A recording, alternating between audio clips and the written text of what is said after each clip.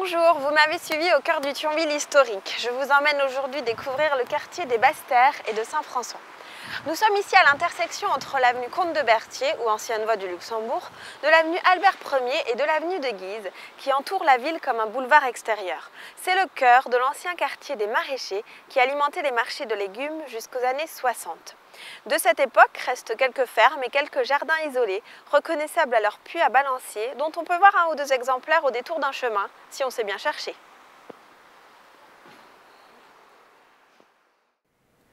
Nous sommes devant l'ancienne gare d'arrivée du petit train qui drainait la campagne de Mondorf à Thionville jusqu'à la fin des années 60. Le Jägelchen, construit par les Allemands, garde une place importante dans la mémoire des anciens. Il laissa la place à un tram qui faisait halte devant la brasserie Saint-François qui existe encore.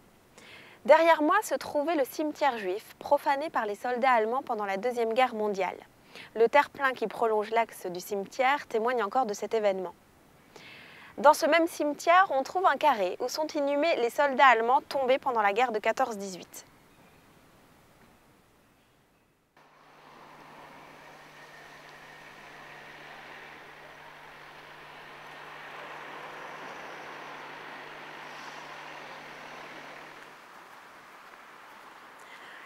Nous remontons vers le centre-ville et voici les seuls vestiges d'un endroit qui faisait la joie des anciens du quartier.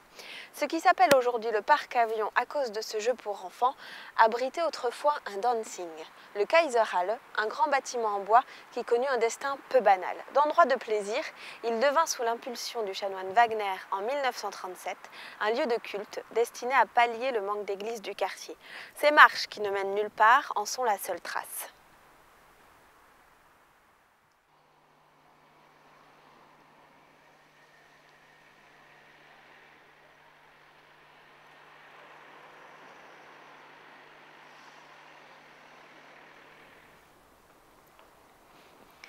Nous sommes au pied de la tour Charlemagne, inaugurée en 1959. Ce sont les limites des plans d'urbanisation allemands qui servirent de base à l'extension de la ville vers Mannheim lorsqu'il fallut loger les nouveaux arrivants venus travailler dans la sidérurgie en plein essor ces années-là. À sa construction, la tour Charlemagne fit sensation. C'était un changement radical dans le paysage. Suivirent les deux tours de la place Roland et la banane de l'avenue de Douai qui caractérisent l'architecture de cette époque.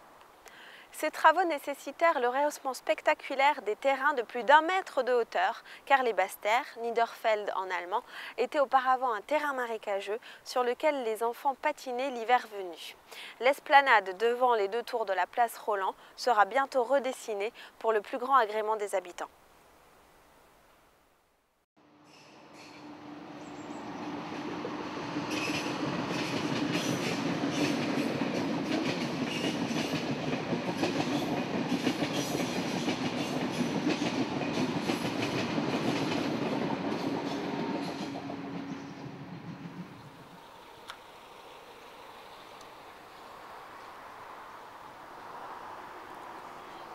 D'autres changements sont en vue en direction de Mannheim, où se trouve la cité des laminoirs.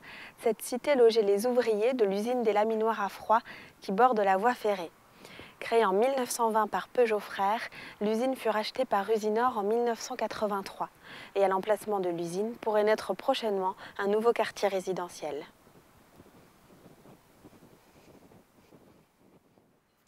La balade se termine en face des Laminoirs, où nous avons déjà comme équipement culturel le théâtre en bois, qui héberge le CDNTL, scène nationale de théâtre à Thionville, pendant les travaux de réhabilitation du théâtre municipal.